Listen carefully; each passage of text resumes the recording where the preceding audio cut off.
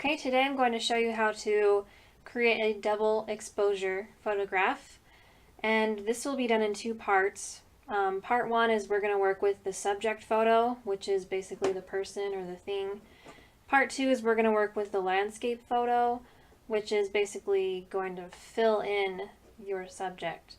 So I have my subject photo, and then I have a few landscape photos to work from. I'll kind of see which one I like best when the time comes to it. But the first part that we need to do is we need to get the subject photo to look the way we want it to. And so this might mean we need to crop it. We're definitely going to need to select out the background and delete it. And then we can try recoloring it, maybe changing up the exposure or the colors or the saturation, maybe make it black and white.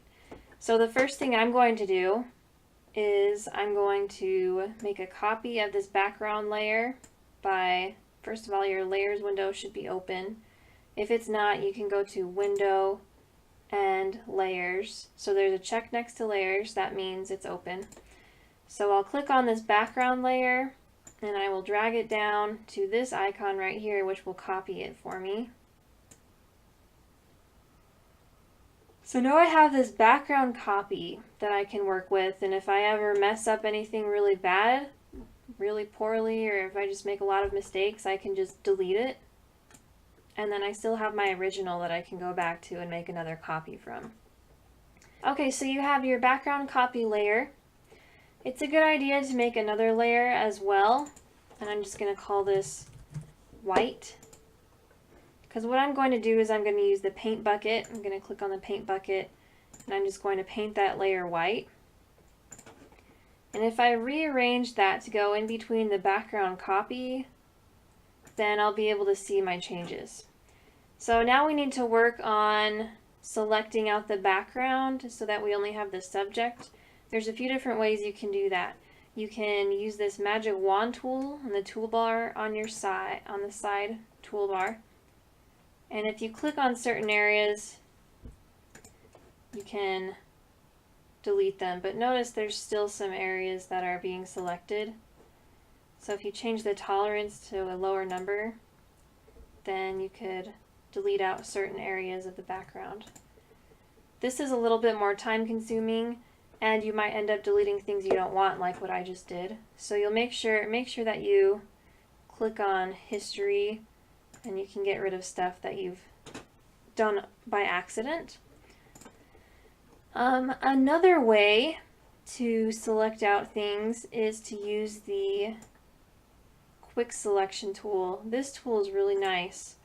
What you're going to do is you're going to want to click on an area that you want to keep, and you just slowly drag down what you want to keep.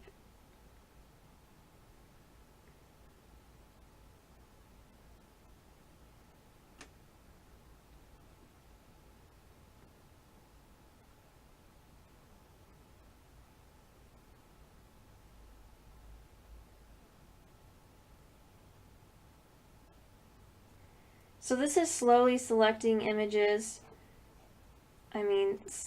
areas of the image.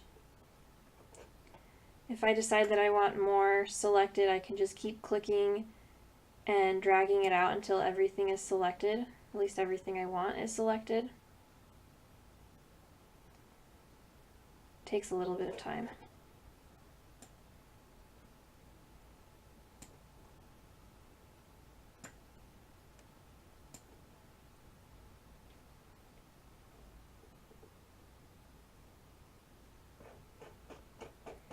And then I selected some areas that I also don't want. I have some green areas selected back here.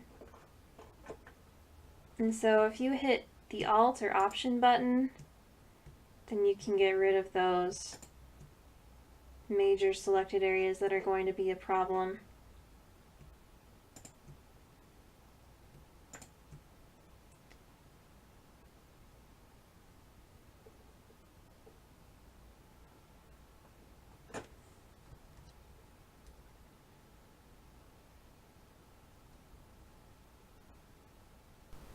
So I noticed that there's some dots around my hand in the camera, and that means that all of the subject is not selected. And so all I need to do to fix that is just to go back and click in the areas that I want to make sure I'll keep in the selection. So you'll want to make sure that all of your subject is now selected. And what you can do with this is you can right click on your computer and you can say select inverse, and if you hit the delete button, then you should be left with just an outline picture of your subject. There will be a few areas that are left behind, but you can go through with the eraser and fix those. So you'll deselect that. I've got my eraser that I can just go in and fix things with.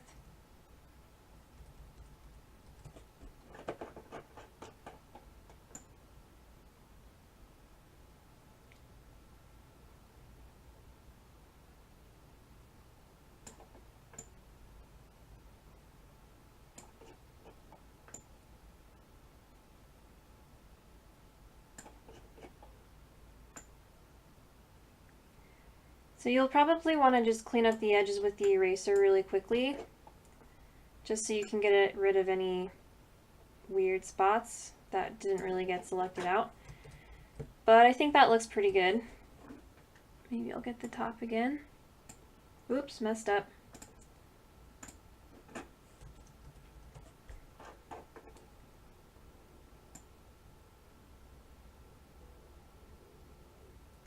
Just clean up any jagged lines that may appear. Alright, so this is your subject layer. This is all good now. At this point you can recolor it, you can change the exposure. A lot of times I like to make it black and white for double exposure things, and an easy way to do that is, like we learned last time, you can use the black and white tool.